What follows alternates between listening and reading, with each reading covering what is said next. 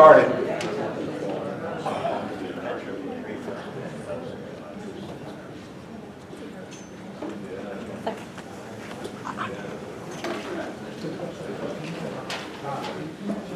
It really is a thrill to do one of these seminars again. It's been 4 years since the last one that we did in person, which in 2019, before the pandemic hit. And then in 2019, in the fall, in the spring, we just didn't have our shit together then, and then did it virtually in 2020 and 2021. So, 2021 and 2022, right? 20 was the one where we skipped a year. 21 and 22. So it's really good to see you guys. We used to do this every year, and it's just a great way to get together and commiserate together, because we're all going into court, and we have these cases with shitty facts and you can't do anything, and they're locking up our clients and taking away their driving licenses, and it's just a real challenge to do these cases. But you do have successes too, and there are lots of changes that have happened in the laws and in the cases. So there's a lot of new shit that we need to talk about today, and that's what we're going to do. Before we get into our presentations, I want to talk a little bit about the National College for DUI Defense. It's ncdd.com. Can I have a show of hands for who are members of the National College for DUI Defense? Got a lot of local people. There are probably over 1,500 members nationwide. We have 4 main seminars, and then we also have some additional seminars there. So the 4 main ones are, well, basically one each season. So summer, spring, winter, and fall. So the summer session this year is going to be at the Palmer Hotel in Chicago, and Andrew Mishlove, who is currently the dean, has he's kind of a adherent of the Jerry Spence School of Trial Work, and he has some of the speakers that he's met there, Josh Carton and other people, and they're going to talk about the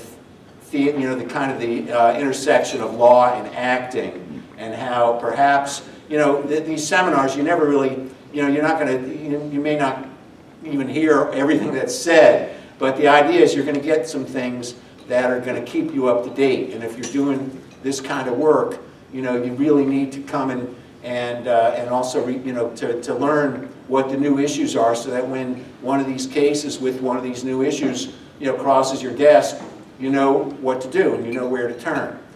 So anyway, we have the summer session in Chicago. Then we have our annual fall meeting in Las Vegas at Planet Hollywood, and that's 3 mornings of seminars in Las Vegas. And then we have a winter seminar that floats. It's different places, different years. And then in the spring, we go to New Orleans and stay at the Royal Sonesta on Bourbon Street, and that's a lot of fun. I always make sure to book a room that's really far away from Bourbon Street, because it's kind of loud until about 2 in the morning. But when I went there at a younger age, I was up till 2 in the morning, so it really didn't matter. Anyway, and then we have the summer. Okay, so the summer session. Well, we're trying to get back to the way it used to be. We used to do the summer session at Harvard Law School, and that was really cool because we actually had breakouts where you could practice cross-examining, a police officer or an expert, or directing, or opening, closing, all those kinds of things. So hopefully we'll get back to doing breakouts soon. So what brought us to our first speaker here, and by the way, this is going back. Some of you were there. We're dating ourselves. 1989, Alan Goldstein's Not Just Another DUI Seminar. I see some people that I know were there, or if they weren't, they should have been there. So, because they were practicing DUI defense at that time. Anyway, it so happened that last year, I got involved in this blood case. It was an accident in Howard County, and it was a .41 blood. But if I could keep the blood out, you know, it was an accident, there was an odor of alcohol, you know, we thought we could win the case. And the client, you know, he had a little bit of dollars, and he wanted to fight it as much as he could. And I think what he really wanted, unfortunately we found out later, was he just wanted to basically drink himself to death and be left in peace, unfortunately, sadly. But along the way, we had Janine Arvizu. By the way, all of our morning speakers are people that I met because of my connection to the National College for DUI Defense. And what a lot of the experts that we use, you know, there are not very many experts in Maryland, but there are a whole slew of experts that are on the list served for the National College that we can rely upon to ask questions and that are available to consult with us. And the expert that we were using in this particular case was Janine Arvizu, and she's been here a couple of times and spoken to you all. And we had her look over the blood, and she found about 8 things wrong with the way the lab did the test. One of which was that they were using something called single point calibration. Now, you may not know yet what that means, but Dr. Shug is going to explain it to you. But basically, when I met Dr. Shug for the first time and told him they were doing single point calibration, and he's like an expert in gas chromatography, he's like, you know, he just couldn't believe it because it is not considered, it's junk science, basically, is what they're using in the courts. And you have to call it out. Now, unfortunately, the judge in our case erred and let the test in. But what we found out along the way was that, and I had heard this actually, the first time I heard the term validation was from another friend from the college, Don Ramsell, in Chicago, and he's been here too to speak. Don was mentioning that the blood tests in Illinois had not been properly validated, and as a result, they were able to get a lot of them tossed. And Janine told us, well, we have to look over the validation study that was done, because when a laboratory sets up a procedure, they have to do this validation study to ensure that the methods that they're using are reliable and will produce accurate results. And I know, Dr. Shug, if I say something wrong, you'll just jump right in and correct me, because you know I'm just repeating what I've heard. And they wouldn't give it us the validation study. Well, Judge Swag, who's the judge in the case, had said, you know, if you want, you have to go to the lab. And I'm like, I'm not going to the lab. But actually, Michael over here suggested that we go to the lab. Well, why not go to the lab? At this point, he's ruled against us on everything else, so we had nothing to lose. So Michael went to the lab, and we found out why they had not provided us with the validation study. They had it in like these boxes and it was done in 2011, and they had it in these boxes and all these papers, and it took them 4 hours to copy all of that by hand for Michael.